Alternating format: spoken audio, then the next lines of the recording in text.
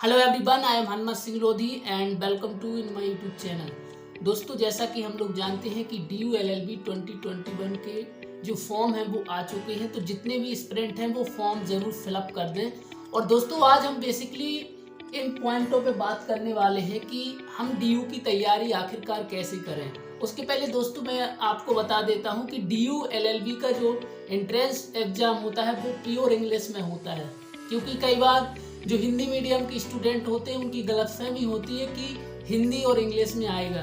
ये आपकी बिल्कुल मिसअंडरस्टैंडिंग है।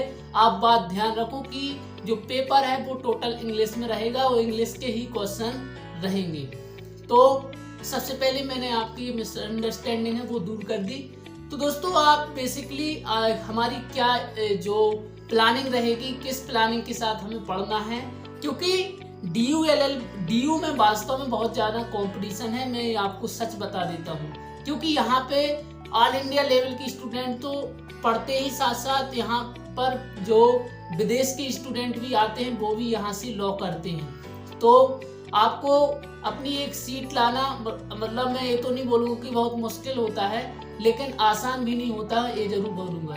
तो हमें किस प्लानिंग के साथ पढ़ना है, क्योंकि हम इंडिया के अलग अलग एरिया से आते हैं। खासकर मैं इस वीडियो में जो हमारा फोकस रहेगा वो रहेगा कि हिंदी मीडियम के जो स्टूडेंट हैं वो इस एंट्रेंस एग्जाम को कैसे क्लियर करें, क्योंकि उनके लिए ये सबसे बड़ी समस्या हो जाती है कि एग्जाम टोटल इंग्लिश में होता है। तो आप वीडियो को लास्ट तक जरूर देखें, मैं सारी चीज़ों पे एक एक पॉइंट बाय पॉइंट डिस्कस करने वाले हैं। तो हमारा सबसे जो पहला पॉइंट है वो है प्लान प्रॉपर स्ट्रेटजी।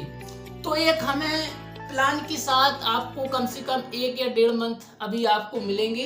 तो आप पूरे प्लान के साथ डेली कम से कम आपको 4 से 6 घंटे तो पढ़ना ही चाहिए, क्योंकि कंपटीशन वास्तव में बहुत होता है। तो इसके साथ आपको क्यों पढ़ना चाहिए, क्योंकि क्या होता है कि आपने ग्रेजुएशन अलग अलग स्ट्रीम से की होती है, जैसे किसी ने साइंस से की, किसी ने मैथ से किया, या फिर कोई कॉमर्स से है, कोई BCom से। तो अलग अलग सब्जेक्ट होते हैं, उनके अलग अलग स्ट्रीम होते हैं। तो यहाँ पे आपको सीधा लॉ पोर्शन आ जाता है, पॉलिटिकल साइंस आ जाती है, लीगल हिस्ट्री आ जाती है, कुछ लॉ की सब्जेक्ट भी आते हैं। तो आपको इतना समय देना ही पड़ेगा। उसके बाद हमारा जो दूसरा है पॉइंट वो है सॉल्व्ड प्रीवियस पेपर। ये बहुत मस्ट है आपके लिए, कम से कम 10 साल के पेपर सॉल्व करना ही है। उससे आपको ये पता चलेगा कि आखिरकार DU कैसे क्वेश्चन को फ्रेम करती है, उसकी क्या माइंडिंग रहती है। तो आपको पता चलता है कि आखिरकार क्वेश्चन बनते कैसे हैं, लॉ के क्वेश्चन कैसे बनते हैं। तो कम से कम आप 10 साल के सॉल्व्ड जो पेपर हैं वो जरूर देखें कि उनमें जो पूछने का तरीका है वो क्या है, और उनको आप हल जरूर करें। उसके बाद हम देखते हैं लुक फॉर वीक एरिया।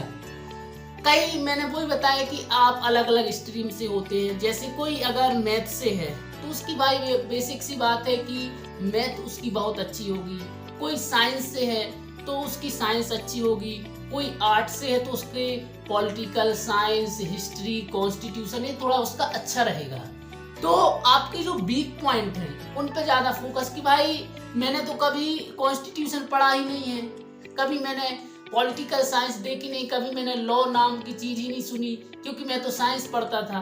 तो आपको, अगर आप साइंस स्ट्रीम से हैं तो आपको लॉ पे ज़्यादा ध्यान देना पड़ेगा। अगर आप आर्ट से हैं तो आपको ज़्यादा इंग्लिश, करंट अफेयर्स, और इसके साथ साथ आपको भी लॉ के पॉइंट पर ध्यान देना होगा।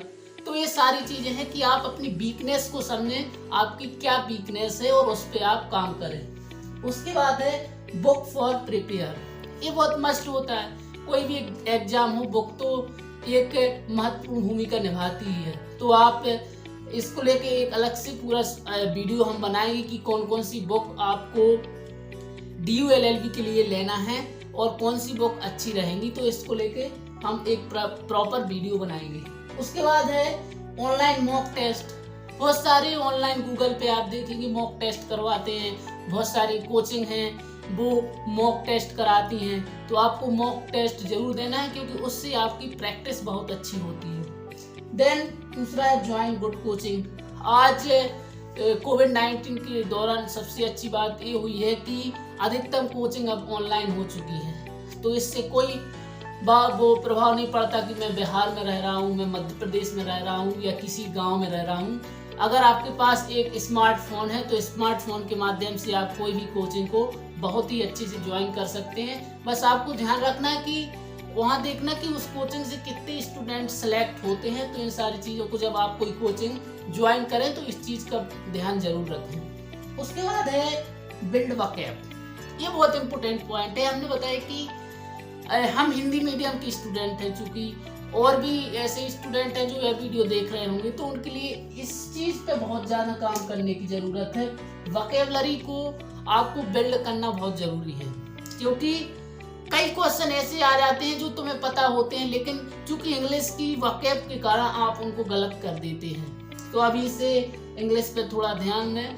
बहुत सारे वीडियो यूट्यूब पे भी पड़े हैं वोकैब को लेके, उनको दें, उनको समय दें और उनको ज़रूर अच्छे से देखें और समझें। उसके बाद है जीके एंड करंट अफेयर्स। तो कम से कम 6 मंथ का आपको, आप जो पिछला जो 6 मंथ है उसके आपको जीके पे ध्यान रखना है कि क्या क्या नई चीज़ें हुई हैं, कौन कौन से अपॉइंटमेंट हुए हैं। उसके बाद करंट अफेयर्स इंटरनेशनल लेवल पे डीयू का बहुत ज़्यादा फोकस रहता है 2 चीज़ों पे, इंटरनेशनल और नेशनल लेवल पे।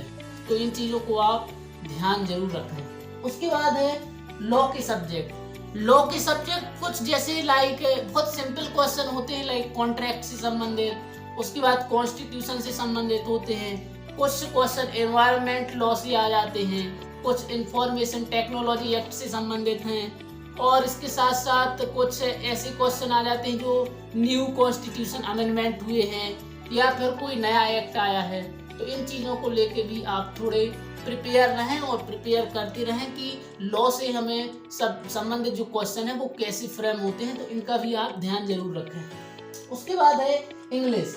ये सबसे इम्पोर्टेंट पॉइंट है for Hindi medium student. English को आपकी सबसे पहले यहाँ पे भी हमने वोकैब की बात कर ली, वोकैब पे बहुत ज़्यादा फोकस करना है।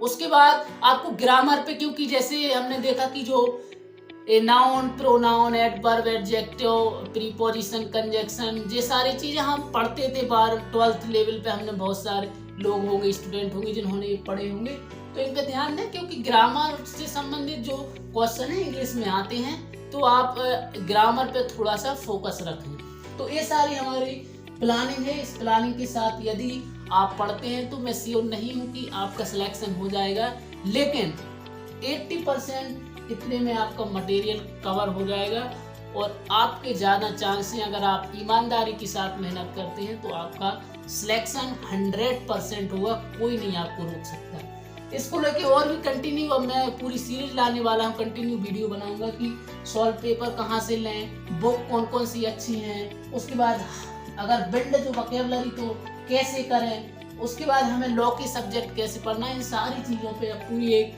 वीडियो की सीरीज आएगी।